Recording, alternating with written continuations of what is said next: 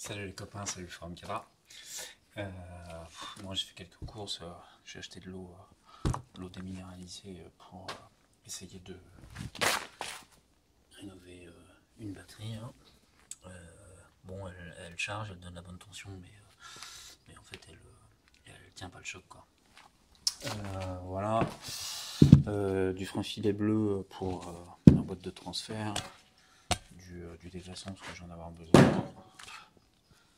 Du style WD-40. Ça c'est Epsom Salt.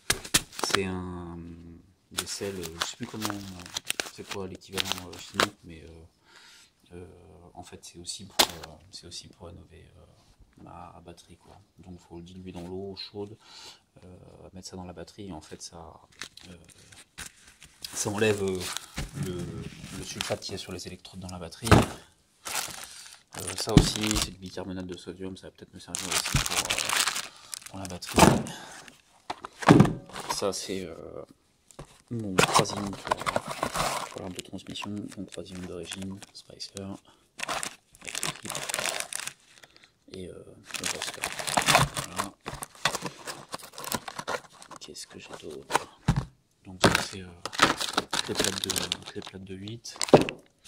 Clé à tube de 8, 6 pans aussi, ça c'est pour les vis de bride d'arbre de transmission, parce qu'en fait quand tu utilises une clé 12 pans, les clés ça les flingue quoi.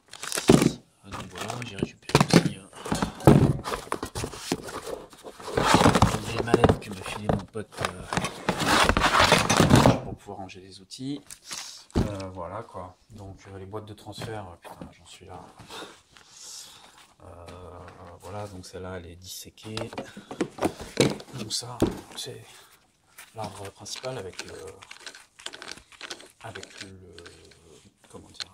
différentiel. Voilà, qui permet de rouler en 4 roues motrices de façon permanente, pas comme sur la 231. Ça c'est voilà. Donc ça c'est l'arbre d'entrée de la boîte de transfert, c'est ce qui m'a fait galérer. Donc celui-là il est différent de celui que j'ai monté sur ma boîte. Donc là ça c'est un truc genre planétaire. Il y a un roulement à aiguille dans le fond. Voilà quoi, sinon ça c'est pas grave. J'ai pas un tournevis sous la main. Bon, j'ai pas de tournevis sous la main. Mais c'est pas grave, on va le faire avec ça. Si j'y arrive. D'une main. Dans la tête. Bon, je vous montrerai ça tout à l'heure. Donc ça c'est une demi boîte de transfert. Donc là d'entrée. Les fourches. Ça c'est la chaîne. C'était la chaîne de ma boîte de transfert. Capteur de vitesse, sélecteur de mode. Voilà, bon, un peu partout. Qu'est-ce que j'ai acheté d'autre aussi? Ouais.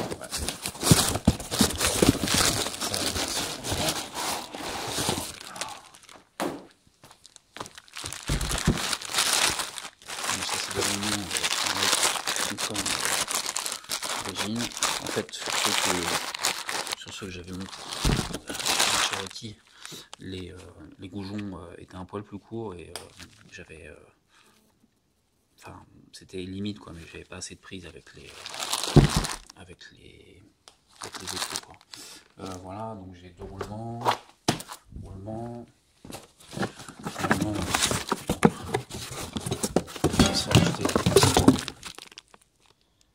garniture de tambour 10 pouces pour monter sur le X. Voilà quoi, voilà les courses la semaine. Voilà, donc ça c'est la boîte, ça c'est ma boîte de transfert que je vais devoir remonter, donc je l'ai protégée pour que ça prenne pas trop la poussière. Cône de sortie, ça c'est, je sais pas comment ça s'appelle, mais c'est un truc qui se met dans le fond. D'une main, ça va être chaud patate. D'une main, j'arrive pas. Hop, là ici c'est place.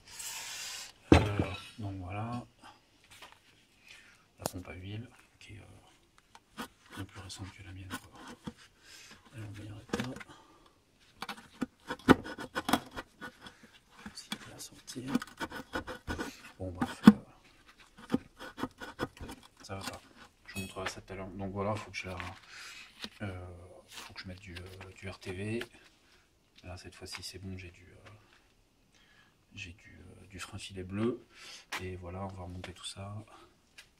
Je vais bien nettoyer tout ça avant de mettre le joint et voilà quoi. Après ça devrait le faire. Bon c'est parti, on va attaquer quoi. Bon voilà, avec le demain, j'ai réussi à l'ouvrir. Donc la chaîne qu'il y a, évidemment elle est en bien meilleur état. Là quand je tire dessus, évidemment l'arbre là il bouge un peu, mais sinon celle-là est évidemment beaucoup plus tendue que la précédente qui là comme ça en tirant je touchais facilement le bord de la caisse. Donc voilà, tous ces pignons là c'est plus récent que la mienne. Là on peut voir ici il y a un peu de assistant mise au point, il y a un peu d'usure sur le bord du pignon, mais ça reste moins prononcé que sur la mienne. Donc là la chaîne évidemment vieillit sur ce pignon là, et elle a aussi vieilli sur ce pignon là, parce que si tu mets une chaîne neuve sur des pignons qui sont usés, c'est pas fantastique. Donc voilà, d'habitude je suis assez bordélique, mais là j'ai essayé de rester organisé. Donc là j'ai tous les boulons là des différents couvercles. Les clips, bon ça c'est des clips que j'ai déjà mis mais qui viennent de l'autre boîte. Ça c'est le dernier clip qui est à mettre ici là sur l'arbre qui le tient un petit peu en l'air. Voilà, c'est pour le speedo. Et voilà quoi. Donc je vais finir de bien nettoyer ça, bien nettoyer les différents couvercles, et après je vais attaquer le RTV. Bon voilà, c'est bien d'être bien organisé et bien préparé quoi. Donc voilà, j'ai nettoyé toute la surface. Là, ici, là, faut faire attention, il y a un petit joint torique qui a tendance à vouloir aller se balader. Donc, il faut pas le perdre en fait. Ça c'est la pompe, à liquide de transmission en fait. Donc ça c'est le bas de la boîte de transfert. Ça aspire ici, ça monte là-dedans et ça renvoie partout dans l'arbre et tout. Ça ici, il y a un trou de passage ici, donc le liquide de transmission rentre là-dedans. Et en fait ça débouche ici et ça permet de lubrifier le roulement. Voilà, ça aussi c'est nickel. Donc là j'ai les vis qui sont positionnées à peu près dans l'endroit où je vais le mettre. Donc il y a 2 vis avec une rondelle qui vont aux extrémités ici. C'est ce qui correspond à des pins de centrage. D'ailleurs celui-là ici c'est un peu barré. Donc les vis avec les rondelles, ça va ici aux extrémités. C'est celle qui correspond au pin de positionnement. Et là celle qui est un peu chelou avec une tête chelou, celle-là elle va ici là. Donc les vis, je vais mettre le frein filet dessus, comme ça elles sont prêtes. En fait comme je vais siliconer, je le laisse un petit peu reposer. Après je mets les deux, après je mets les vis. Il faut serrer un petit peu à la main d'abord, donc c'est bien d'avoir déjà les douilles de la bonne taille à portée de la main. Et après je passe au serrage au pompe à la clé dynamométrique. Je crois que c'est 15 ou enfin 20 à 25, un truc comme ça quoi. Foot-pound, c'est pas des, enfin newton-mètre, je sais pas combien ça fait en newton-mètre. Donc voilà, bon je vais mettre le frein filet sur les vis et après c'est parti. Bon, ça suit son cours. Voilà, c'est remonté, serré au couple. Voilà, je mets toujours un petit peu de boîte de transfert sur les là mettons sur l'axe de la tringlerie pour que ça rentre mieux là-dedans quand tu montes quoi, histoire qu'il n'y ait pas de galère. Voilà, le RTV ressort bien tranquille partout quoi. Donc voilà, ça suit son cours. Je continue. Donc là je suis en train de remonter la dernière pièce. Donc en fait il y a un joint ici qui fait l'étanchéité sur l'arbre de sortie de la boîte de transfert. Il y a le même type de joint en sortie de boîte automatique. Et en fait ici il y a un petit creux ici qui permet d'apporter de la lubrification dans le joint. Et donc en fait il y a un port ici, donc ça c'est les 4 trous de fixation de cette platine là. Et là ici c'est un trou qui amène de la lubrification, je pense, dans le roulement. Donc en fait il faut quand tu remontes, donc si jamais tu démontes le cul, ta boîte de transfert, oh putain, démonter le cul, tiens, ça me rappelle quelque chose.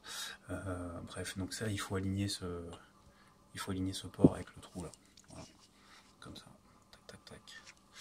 Donc et bon, ouais, quand tu remontes un joint comme ça, c'est bien de mettre un peu de lubrifiant de boîte automatique dessus pour éviter que, voilà, pour les premiers tours, que tout ça soit bien lubrifié, quoi. Donc pareil, RTV, et hop, voilà, allez c'est parti. Bon voilà, tout est remonté. Donc ça c'est serré au couple, tous les couvercles, ça. Bon, j'ai regardé les vis de remplissage et de vidange, tout ça c'est bon. J'ai remonté le truc, mais bon, il est pas serré à beaucoup. Il y a beaucoup mangé qu'avant. Ça c'est clair. Hein. Ça c'est clair. Donc voilà, bon bah maintenant il n'y a plus qu'à la remonter, quoi. En fait le plus chiant c'est pas de la déposer ou de l'ouvrir ou quoi aux caisses, c'est de la remonter parce qu'il faut raligner les goujons ici et les crans là qui sont dans l'arbre d'entrée de la boîte. Donc il faut aligner ça et il faut que les splines tombent pile poil en face de l'arbre de sortie de la boîte. Et donc bah, quand tu es tout seul en dessous et que tu la portes à bout de bras, bah c'est pas pratique, quoi. C'est une vraie galère parce qu'évidemment ça tombe jamais pile poil, quoi. Voilà, donc j'ai mis un peu de ATF de Dextron 3 dedans. Je la fais tourner un petit peu, c'est pareil quand je vais la remonter avant de rebrancher les arbres de transmission, je vais la faire tourner, je vais la remplir et je vais juste la faire tourner sans les arbres de transmission un petit moment pour que tout soit bien lubrifié et que les roulements, les joints travaillent pas à sec tout de suite, quoi. Voilà, ça c'est fait.